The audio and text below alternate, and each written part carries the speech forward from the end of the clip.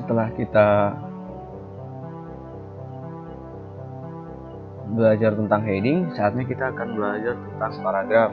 Langsung saja kita bikin sebuah file.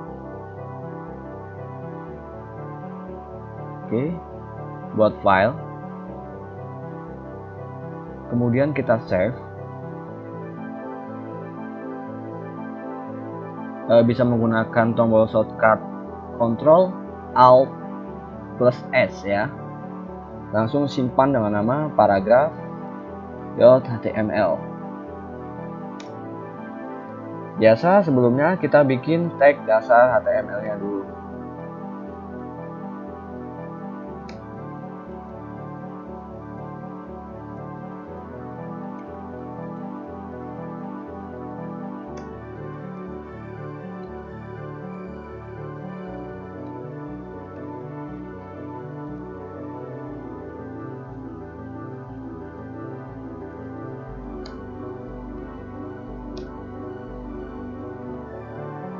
Oke, jangan lupa buat bagian body.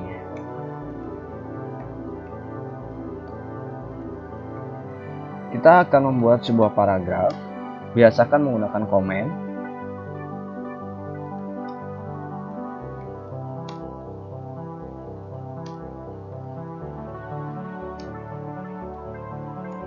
Oke, kita akan coba buat sebuah paragraf menggunakan tag p.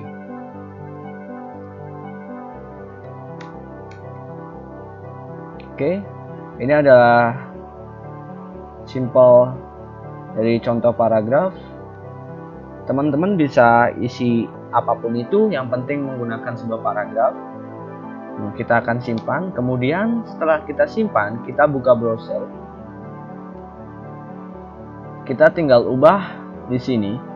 Kita panggil nama file paragraph.html. Oke, maka akan muncul paragraf seperti ini ya. Biar lebih jelasnya kita kasih tag H1.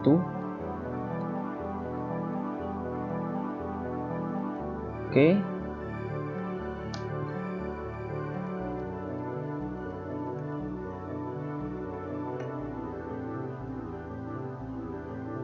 Kita refresh, maka di sini ada tulisan ini adalah paragraf menggunakan tag p.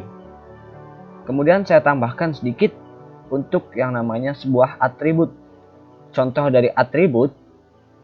Oke, saya tuliskan terlebih dahulu di bagian sini. Atribut yang di sini akan dipakai adalah allegiance, atau yang sering dikenal di Word itu adalah allegiance. Oke, kita akan terapkan di sini. Contoh di bagian H1, kita bikin di tengah. Oke, maaf.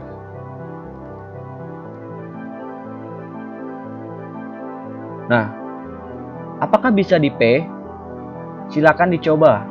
Untuk alignment sendiri sama seperti di Word, ada center,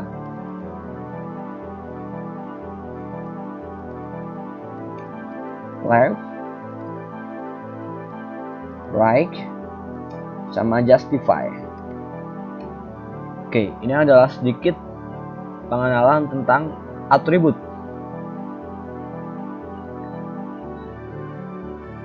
Nah, dari pengenalan sebuah atribut ini, nanti kita bisa menggunakan beberapa atribut di sini. Ini adalah sebuah contoh untuk tag paragraf.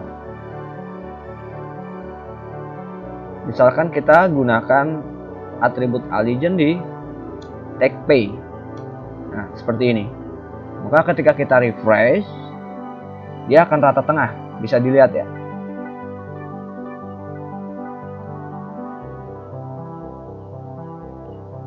Setelah kita belajar paragraf, di paragraf itu terdapat beberapa HTML format. Jadi ada HTML contoh, misalkan buat huruf bold, huruf tebal, kecil ataupun huruf miring bergaris bawah ataupun strike out. Kita akan terapkan itu. Kita coba tulisan ini kita buat tebal menggunakan tag B.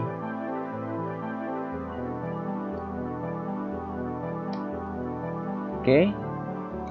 Maka hasilnya ketika kita refresh, nah, tag lorem ipsum dos Ahmed menjadi tebal. Kemudian semisal kita mau bikin tag itu miring. Oke. Setelah koma kita bikin tag ini miring. Bisa menggunakan tag I.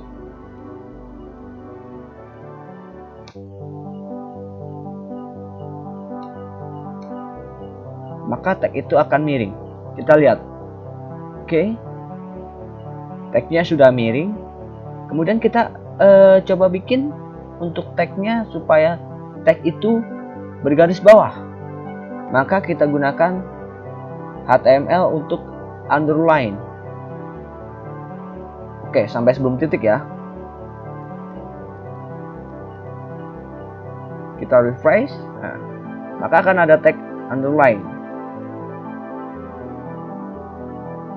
Setelah kita menggunakan tag underline, kita akan bikin supaya tag itu strike out.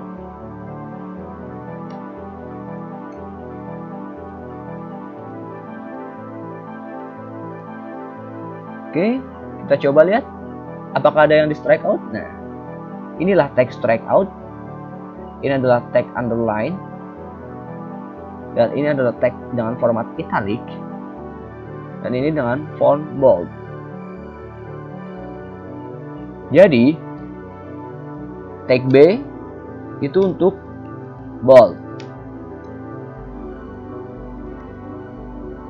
Strong juga digunakan untuk bold.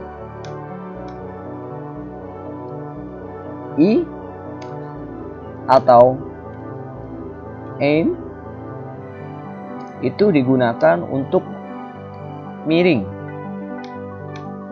Kemudian ada tag U,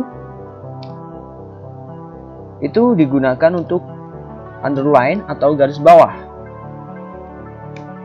Kemudian ada tag S atau strike out, itu untuk membuat strike out. Oke. Kita sudah mengenal beberapa tag formatting. Ada juga ketika kita bisa menggunakan sebuah tag yang namanya pre. Pre itu nanti digunakan untuk format menurut kita sendiri. Misal di sini saya kasih satu tab, kemudian ada contoh tag pre. Maka secara otomatis dia akan muncul satu tab karena kita kasih satu tab. Kalau kita kasih satu spasi, maka dia juga akan satu spasi. Jadi teman-teman harus bisa membedakan ini. Ini adalah beberapa tag formatting.